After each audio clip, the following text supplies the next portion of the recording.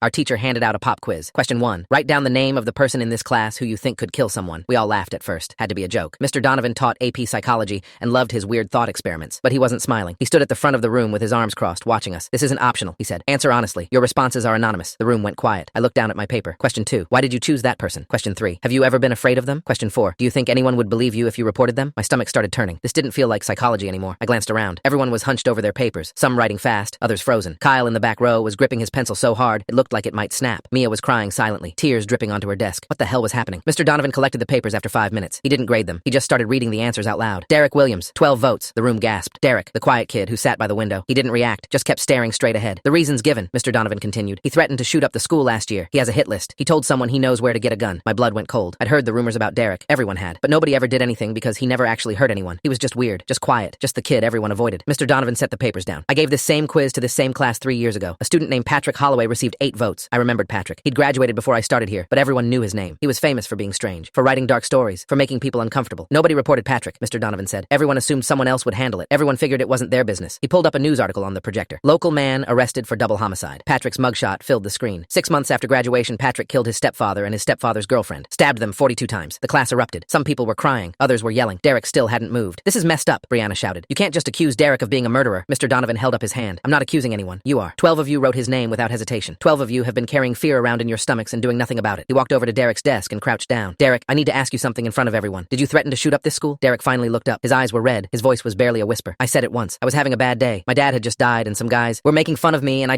said something stupid. I didn't mean it. Mr. Donovan nodded slowly. Did anyone ask you if you were okay after that? Silence. Did anyone check on you? Talk to you? Report what you said so you could get help? More silence. Derek's shoulders started shaking. Everyone just started avoiding me, like I was a monster. Mr. Donovan stood up and addressed the class. This is what I want you to understand. The warning signs were there for Patrick. People knew. They wrote his name on quizzes just like this one, in their journals, in private conversations. But knowing isn't the same as doing. He pointed at the quiz papers. You identified someone you believe could be dangerous. But how many of you ever told a counselor? A parent? Anyone who could help? Not a single hand went up. Fear isn't enough. Gossip isn't enough. If you see something that scares you, you have a responsibility to say something to someone who can act on it. Not to protect yourselves, to protect them. He looked at Derek. Sometimes the person you're afraid of is someone who's drowning and doesn't know how to ask for help. Derek broke down completely. Ugly, gasping sobs. And for the first time, someone walked over to him. Mia, the girl who'd been crying since the quiz started. She put her hand on his shoulder and didn't say anything, just stood there. Mr. Donovan gave us the rest of the story. After the Patrick Holloway quiz 3 years ago, he'd tried to report the results to administration. They told him it was just a classroom exercise, and there was no actionable evidence. He pushed harder. They told him to drop it or face disciplinary action for creating a hostile learning environment. 6 months later, Patrick killed 2 people. Mr. Donovan nearly quit teaching after that. Instead, he started giving this quiz every year to every class, not to find killers, to force students to confront what they already know, and to show them that silence has consequences. I've reported 4 students to counseling based on these quizzes over the past 3 years, he said. All 4 got help. None of them hurt anyone. None of them hurt themselves. He looked directly at Derek. I'm going to recommend you talk to someone, not because I think you're dangerous, because I think you're in pain and no one's been paying attention.